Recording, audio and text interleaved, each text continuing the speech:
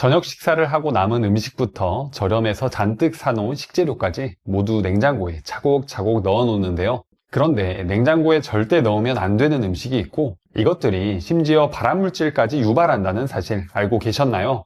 지금부터 노년 건강을 위해 어떤 음식들이 냉장고 보관 시 독이 되는지, 그리고 어떤 발암물질이 숨어 있는지에 대해 차근차근 살펴보겠습니다. 냉장고 속에 음식을 보관하면 마치 세균이 얼씬도 못할 것 같은 그런 안전한 느낌이 드는데요. 그래서 다양한 음식들을 냉장고 속으로 피신시킵니다. 만능이라고 생각이 드는 냉장고지만 사실 냉장고 속에 잘못 보관하면 오히려 독이 되는 경우가 있는데요. 지금부터 냉장고 보관에 주의하셔야 하는 음식들을 알아보겠습니다. 첫 번째는 바로 감자입니다.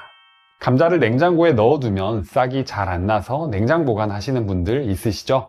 그런데 감자를 냉장 보관했다가는 발암물질인 아크릴아마이드가 생겨날 수 있는데요. 감자에 함유된 녹말은 저온에서 당으로 전환되는 특징이 있습니다. 그래서 냉장고에 넣어두면 감자의 당도가 증가하는데요. 그런데 이렇게 당도가 올라간 감자를 120도 이상의 온도에서 굽거나 튀기는 경우 발암물질인 아크릴아마이드가 생기는데요. 당도가 올라간다고 해서 감자가 맛있어질 것 같다는 생각도 들겠지만 오히려 감자 특유의 식감도 사라지며 맛이 없어집니다. 이 아크릴아마이드는 특히 환경호르몬처럼 내분비를 교란시키기 때문에 섭취를 피해야 하는 성분 중 하나인데요. 그렇다면 감자를 어떻게 보관해야 할까요? 감자 보관법은 다들 아시다시피 약 7도에서 10도씨의 서늘하고 어두운 곳에서 보관하는 게 좋습니다. 상온 20도가 넘는 따뜻한 곳에 보관하면 싹이 빨리 트거나 쉽게 무를 수 있으니 조심하셔야 하는데요. 특히 싹이 튼 감자에는 솔라닌이라는 독성 물질이 생깁니다. 그래서 싹이 난 감자를 제대로 손질하지 않고 먹게 되면 식중독 증상을 유발할 수 있는데요.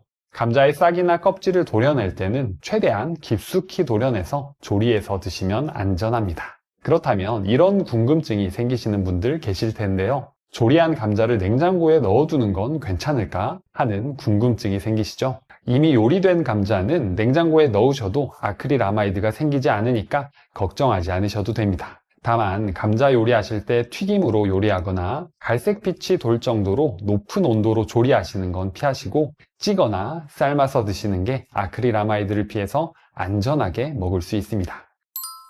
냉장고 보관에 주의하셔야 하는 음식 두 번째는 바로 견과류입니다.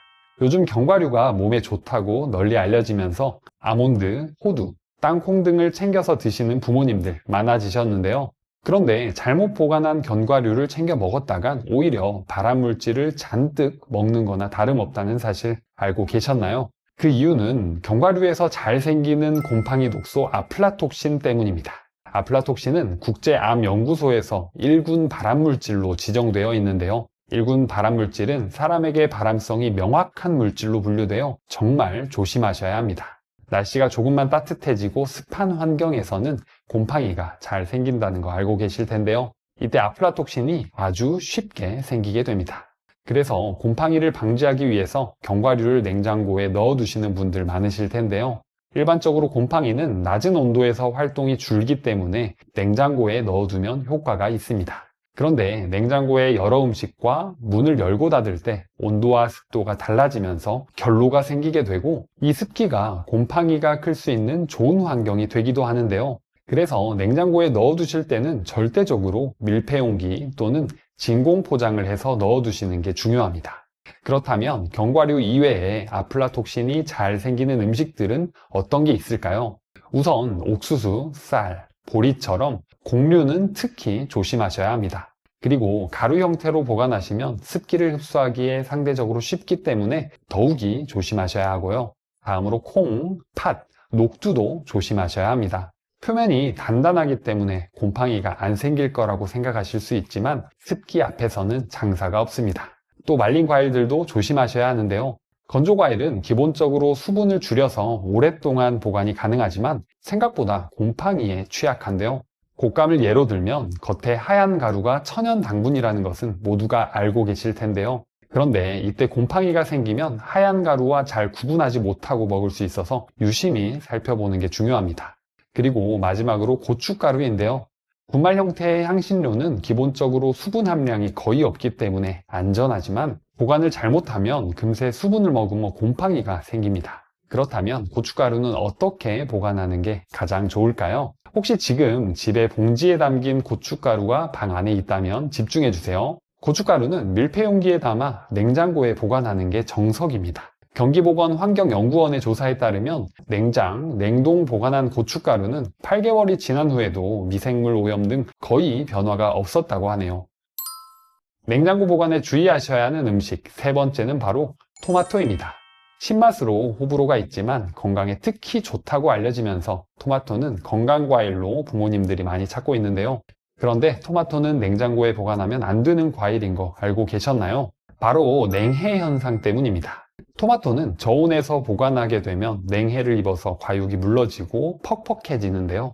또 냉장고에 보관하게 되면 오히려 토마토 특유의 향과 맛이 떨어집니다. 왜 그럴까요? 토마토는 다 익어서 따는 게 아니라 수확 후에 스스로 에틸렌을 방출하며 후숙됩니다. 이때 10도에서 15도 사이의 온도에서 토마토가 가장 맛있어지는데요. 그런데 온도가 낮아지면 토마토가 후숙되는 여러 효소들이 제대로 일을 못하게 되고 부작용이 생기면서 과육이 무르거나 푸석해집니다. 또 영양학적으로 보면 토마토를 냉장고에 넣어 보관하면 토마토의 핵심 성분인 라이코펜이 축적되지 않아 영양소를 알차게 챙길 수도 없는데요. 그렇기 때문에 토마토는 햇볕을 피한 상온에서 충분히 후숙시켜서 먹기 전에 짧은 기간 동안만 냉장고에 넣어서 바로 섭취해 주시는 게 가장 좋습니다. 냉장고 보관에 주의하셔야 하는 음식 네 번째는 바로 고깃국입니다. 한국인이라면 식사에 국이 빠질 수 없는데요. 저녁에 국을 끓여서 식사를 하면 혹시 그날 끓였다는 생각에 그대로 가스레인지에 올려놓고 주무시진 않으신가요? 여러 가지 국이 있지만 그중 특히 고깃국은 주의하셔야 하는데요. 고깃국처럼 단백질 함량이 높고 국물로 인해서 산소가 상대적으로 적은 환경에서는 퍼프린젠스라는 식중독균이 증식하기 쉽습니다. 분명 곰탕을 펄펄 끓여서 먹었는데도 배탈이 나는 경우가 바로 이 식중독균 때문인데요. 퍼프린젠스 식중독균은 43도에서 47도씨 온도에서 가장 활발하게 성장하는 특징이 있습니다. 그래서 국을 분명 충분히 끓였지만 식는 과정에서 45도 전후의 온도에서 빠르게 증식하는데요. 그리고 국물 요리를 한 냄비 그대로 냉장고에 넣어서 식힌다고 해도 바깥쪽은 빨리 식지만 냄비 중심부 온도가 빨리 내려가지 않아서 결국엔 냉장고에 넣어도 식중독균의 증식 위험이 커집니다.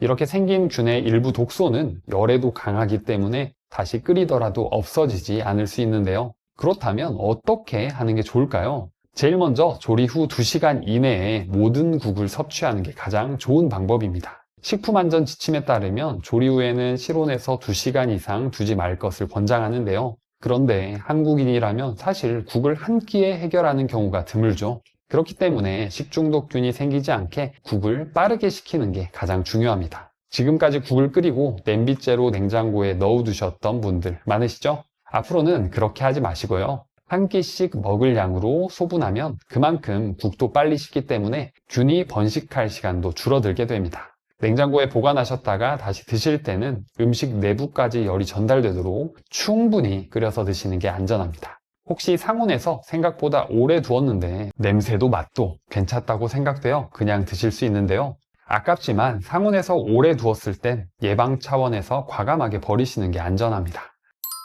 냉장고 보관에 주의하셔야 하는 음식 다섯 번째는 바로 참기름과 올리브유입니다.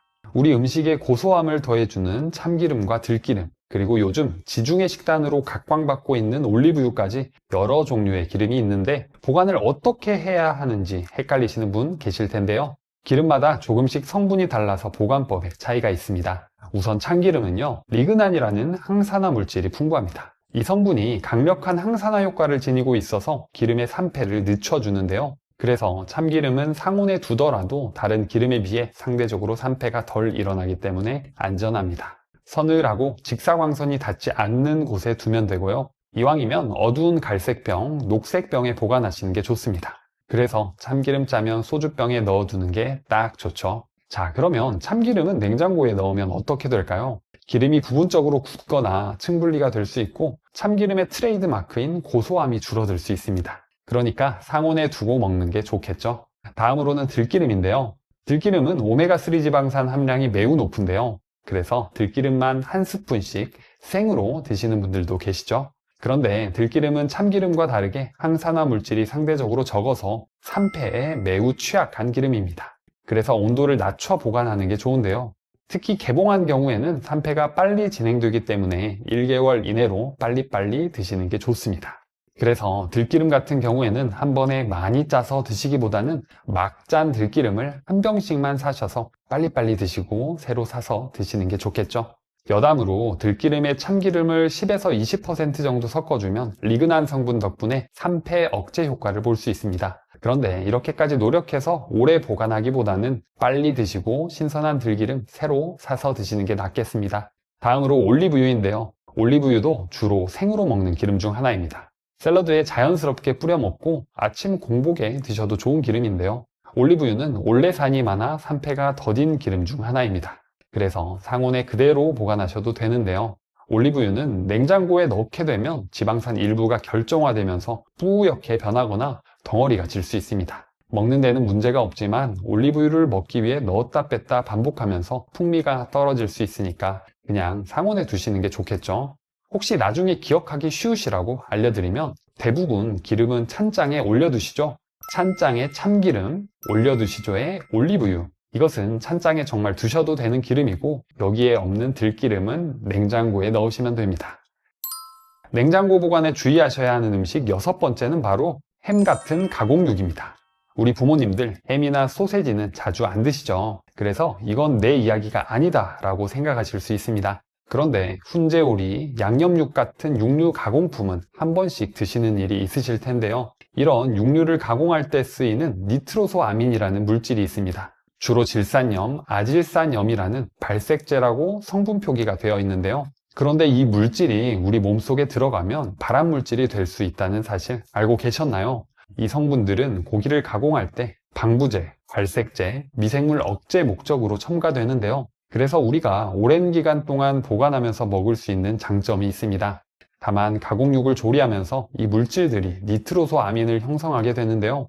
니트로소아민은 소량이라도 장기간 몸에 축적되면 간암, 위암, 대장암 등을 유발한다는 연구가 발표되고 있습니다. 이런 가공육들은 안 좋은 것을 알고 있지만 한 번씩 먹게 되는 게 현실인데요. 그렇지만 지금부터 이야기하는 내용을 지키시면 그나마 안전하게 드실 수 있습니다. 첫 번째로는 제조한 지 얼마 안 된 가공육을 드시는 건데요. 가공육은 냉장고에서 보관하는 시간이 길어질수록 각종 반응을 통해서 니트로소아민이 많아지게 됩니다. 그래서 제조한 지 오래된 제품을 드시게 되면 상대적으로 질소화합물이 많이 첨가될 확률이 높아서 건강에 안 좋을 수 있습니다. 두 번째로는 한번 개봉하면 즉시 드시는 게 좋은데요. 가공육을 개봉하게 되면 산소와 접촉하며 산화 반응이 생깁니다. 그러면 질소화합물이 마찬가지로 증가하게 되는데요. 그래서 이런 가공육 제품은 되도록 소분된 제품을 구매하셔서 한 끼에 모두 드시는 게 좋습니다. 세 번째로는 조리 시에 너무 높은 온도로 조리하지 않는 것인데요.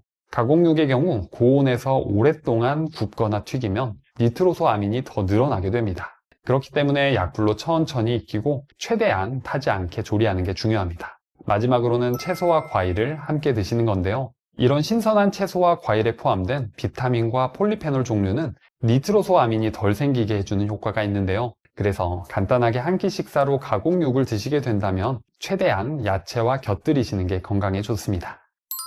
자, 지금까지 부모님들께서 꼭 알고 계시면 좋은 것들 6가지 정도를 추려서 정리해 봤는데요. 앞으로 음식들을 신선하고 건강하게 먹기 위해서는 냉장고에 보관할 때 어떤 점을 주의하면 좋을까요? 첫 번째로는 냉장고 적정 온도를 잘 맞춰주는 건데요. 냉장고는 온도가 자동으로 설정되는 거 아니야? 라고 생각하실 수 있습니다.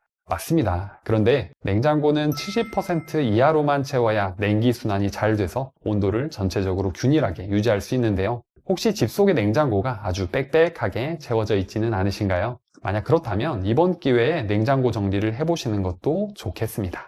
두 번째로는 음식물을 분리 보관하는 건데요. 냉장고는 채소 칸, 과일 칸, 계란 칸, 육류 칸 이렇게 여러 칸들이 분리되어 있습니다. 식재료들을 찾기 쉽게 정리하는 효과가 있지만 사실 이 칸들은 교차 오염을 방지하는 목적이 큰데요.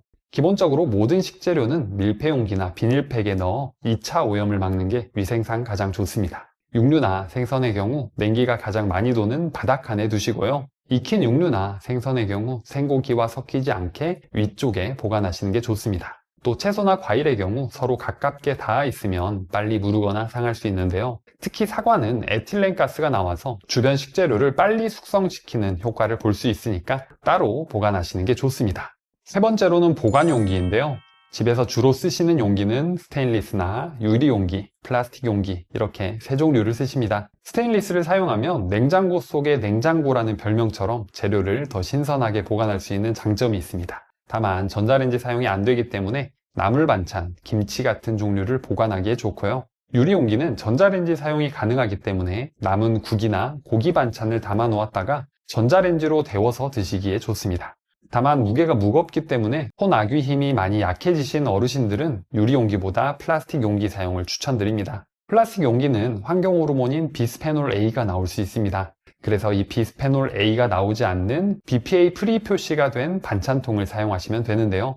이 플라스틱 통은 전자레인지 사용에도 자유롭기 때문에 여러 반찬통으로 사용하기에 좋습니다. 요즘 대부분 반찬통으로 나온 플라스틱 용기는 BPA 프리 제품이 많지만 혹시 모르니까 구매하실 때 꼭 체크하시는 게 좋겠죠?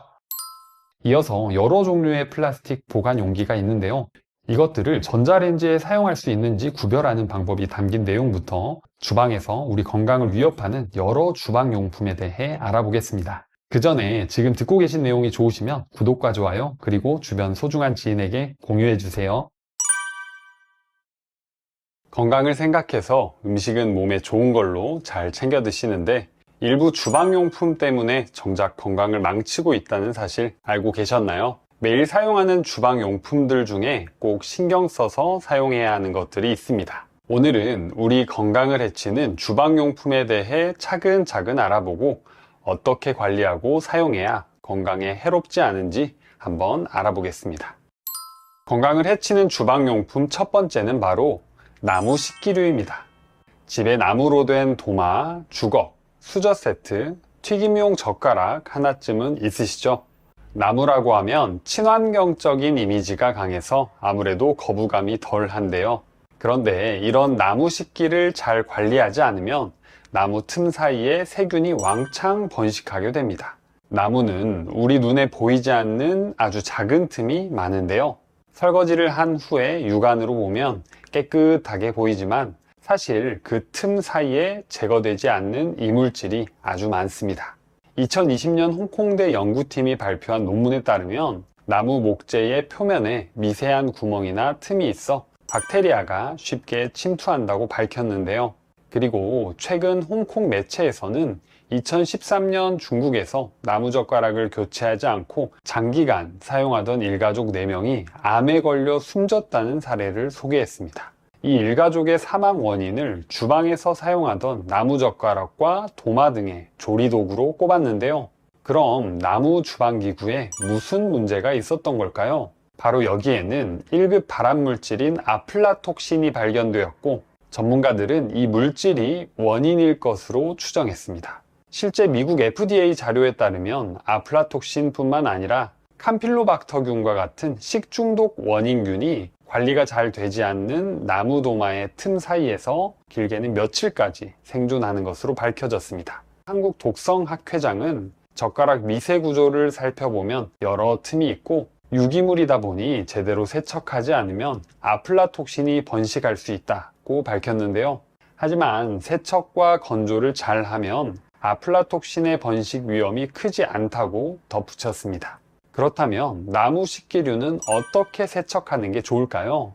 나무 식기는 주방 세제로 세척하기보다는 미지근한 물에 베이킹소다를 풀어서 부드러운 스펀지로 씻어내는 게 좋은데요. 그런 다음 물에 식초를 조금 풀어 씻어낸 후 물로 여러 번 헹궈내면 됩니다. 이때 뜨거운 물을 사용해버리면 나무의 틈이 더 벌어지기 때문에 꼭 미지근한 물로 사용하는 것이 좋습니다. 그리고 스테인리스 주방기구가 아닌 이상 나무 식기류는 마모되는 식기류라는 걸 꼭 잊지 않으셔야 하는데요. 잘 세척하며 쓰시더라도 주기적으로 새 제품으로 교체해 주는 것이 가장 좋습니다. 건강을 해치는 주방용품 두 번째는 바로 수세미입니다. 여러분, 지금 집에 있는 수세미가 새 걸로 바꾼 지 일주일이 넘어간다면 이 내용 잘 들으셔야 합니다. 매일 식사 후에 나오는 설거지 때문에 하루도 빠짐없이 쓰는 게 바로 수세미인데요. 매일 쓰다 보니 대부분 물기를 머금고 축축하게 주방을 지키고 있는 경우가 많습니다. 이렇게 관리하지 않는 수세미에는 세균이 아주 드글드글한데요. 세계보건기구에서 식중독 등을 일으키는 황색 포도상구균이 가장 많은 가정도구 2위로 수세미를 꼽았습니다. 그리고 2022년에 독일 푸르트방겐 대학의 한 연구팀이 14개 가정에서 수세미를 수거하고 그 속에 얼마나 많은 미생물이 살고 있는지 확인해 봤는데요.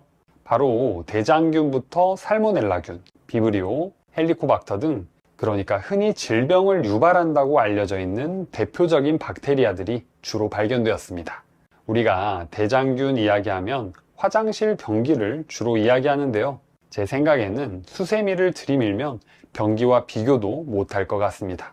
독일 연구팀이 수세미의 세균수를 측정해 보니까 1세제곱센티미터, 즉 새끼손톱 정도의 크기에서 나온 세균수가 무려 250억 마리에서 540억 마리가 있다고 합니다. 저렇게 세균 가득한 수세미로 설거지를 한다고 생각하면 정말 끔찍하죠. 수세미에 이렇게 많은 세균이 있어서 수세미 살균법에 대해 많은 정보가 알려지고 있습니다. 경기도 보건환경연구원에 따르면 수세미를 주방세제로 세척을 하면 99.64%의 균이 제거되고 물과 베이킹소다, 식초는 99.76%, 락스이석액은 99.99%, 마지막으로 전자레인지와 열탕소독은 100% 살균 효과를 가지고 있다고 밝혀졌는데요. 그런데 독일 연구팀에 따르면 실험에서 수거한 수세미들 중에 정기적으로 살균하는 수세미들도 있었다고 합니다. 그런데 살균을 했다고 세균이 현저히 적은 건 아니었다고 하는데요.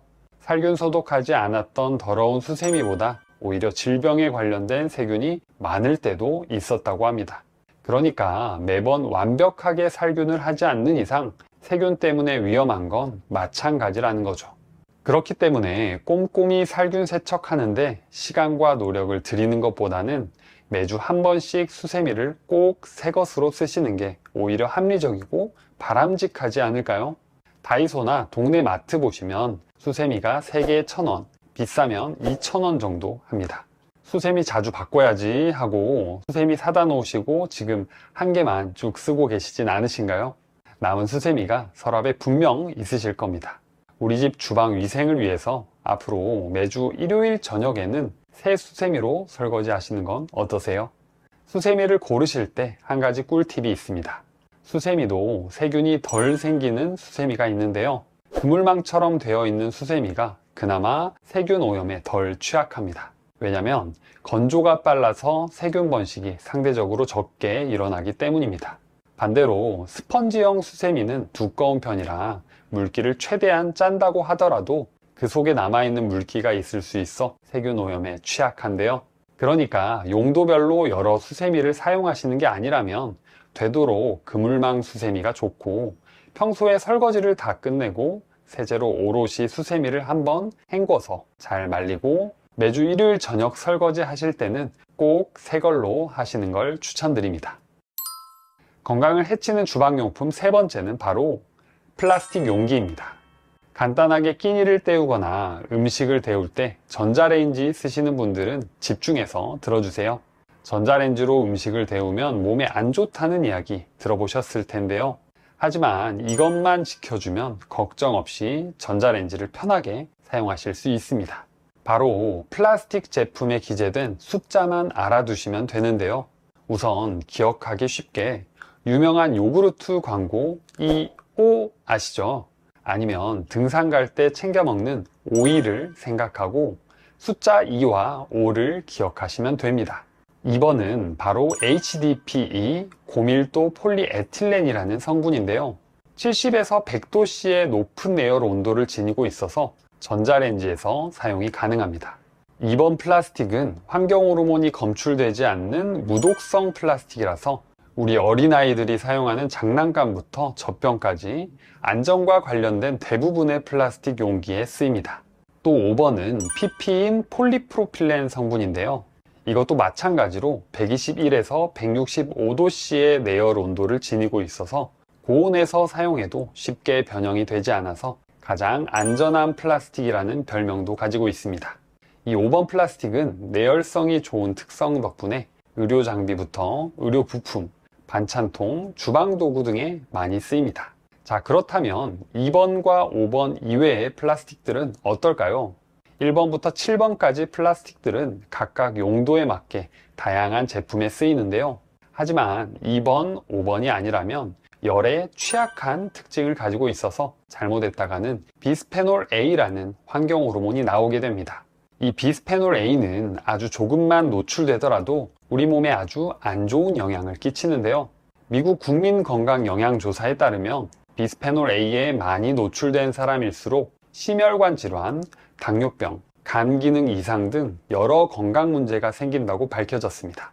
그래서 요즘에는 BPA 프리, 즉 비스페놀 A가 없는 환경 호르몬이 나오지 않는 플라스틱 용기가 많이 나오는데요. 반찬통으로 구매하실 때 될 수 있으면 BPA 프리 표시를 꼭 확인하시고 구매하시는 게 좋겠습니다. 그리고 요즘에 배달 음식을 많이 시켜 드시잖아요. 아마 대부분의 음식점에서는 2번과 5번 플라스틱 포장 용기를 사용할 겁니다.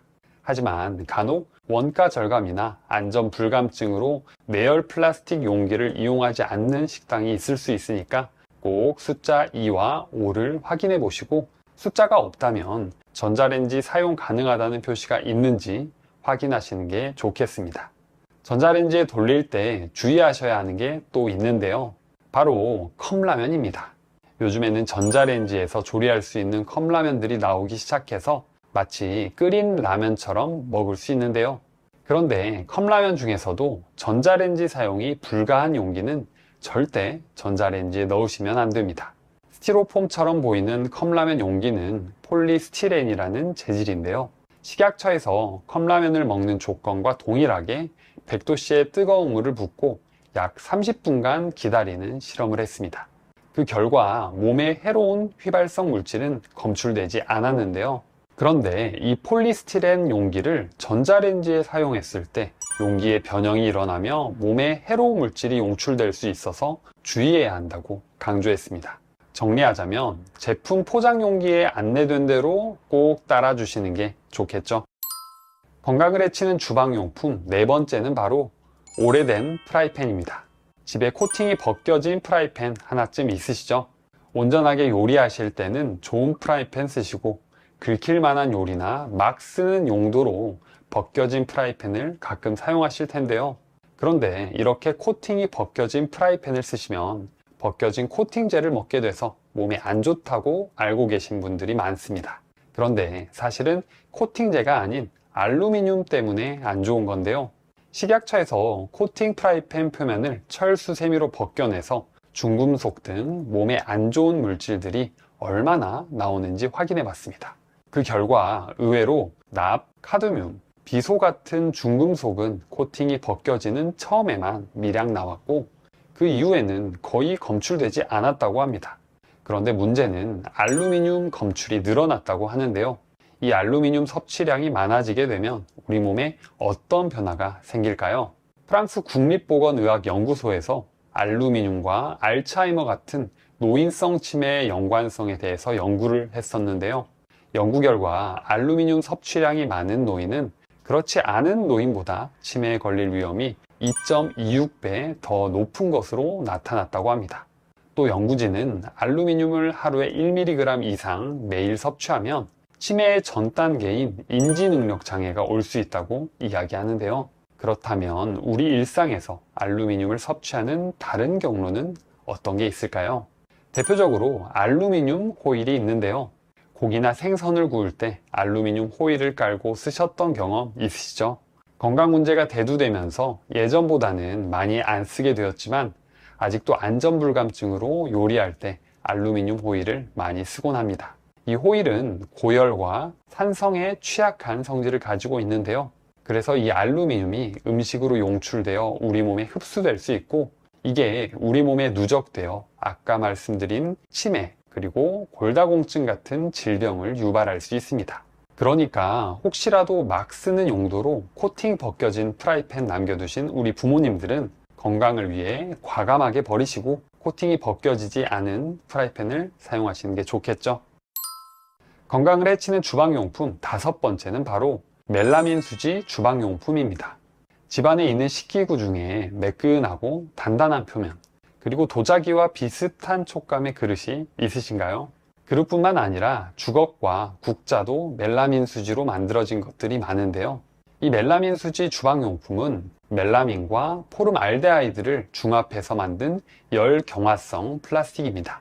플라스틱 중에서는 비교적 안정적인 재질이라 열을 직접적으로 받는 식기류에 많이 쓰이는데요. 그런데 식약처에서 이 멜라민 식기를 사용할 때 꼭 주의해야 하는 점 3가지를 강조하고 있습니다. 첫 번째로는 사용 온도를 지키는 것인데요. 멜라민 주방용품은 내열 온도가 110에서 120도 이하에서 사용한 경우 안전한 것으로 알려져 있습니다. 그런데 내열 온도가 높다고 하여 고온으로 가열하거나 고온에 기름진 음식을 담거나 식초 같은 산성 음식을 반복적으로 담아서 그릇에 미세한 손상이 생기면 이야기가 달라지는데요. 금이 가거나 균열이 생길 경우 멜라민과 포름알데하이드가 용출될 수 있어 건강에 안 좋은 영향을 끼치게 됩니다. 두 번째로는 전자레인지 사용을 하시면 안 되는데요. 멜라민 수지는 전자레인지의 고주파에 의해서 가열되면 파손될 우려가 있습니다. 혹시 갈색으로 변하고 식기가 갈라진 것들을 종종 식당에서 보실 수 있는데요. 이게 바로 열 때문에 변형된 모습들입니다. 식당에서 혹시 이런 식기가 앞에 있다면 다른 식기로 바꿔달라 하신 후 식사하세요. 세 번째로 자외선 소독기에서 오랫동안 방치하시면 안 됩니다. 자외선이 강한 환경에서는 멜라민 용기가 변색되거나 균열이 생길 수 있는데요. 따라서 가급적 자외선 소독 시 3시간 이내로 짧게 하시는 게 좋고, 변색이 된 제품은 사용하지 않는 것이 좋습니다. 오늘 내용이 좋으셨다면 구독과 좋아요를 꼭 눌러주세요. 앞으로 알찬 건강 정보를 꾸준히 시청할 수 있습니다.